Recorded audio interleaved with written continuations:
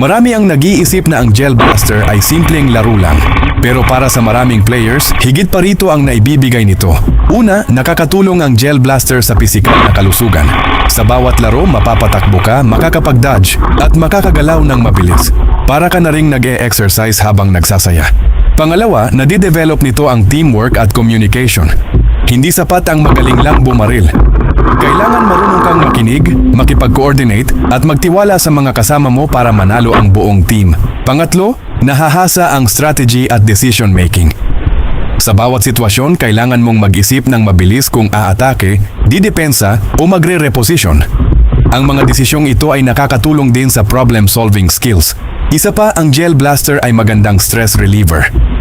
Matapos ang nakakapagod na trabaho o pag-aaral, malaking bagay ang makapaglaro kasama ang mga kaibigan at makapag-enjoy sa ligtas na environment. At higit sa lahat, nagkakaroon ka ng bagong kaibigan at magandang samahan. Sa bawat event at game, iba-ibang tao ang nakikilala mo na may iisang hilig. Maraming pagkakaibigan ang nagsisimula sa simpleng laro lang. Siyempre, mahalaga pa rin ang responsableng paglalaro. Gumamit ng tamang protective gear tulad ng eye protection, sundin ang mga safety rules ng field, at respetuhin ang kapwa players.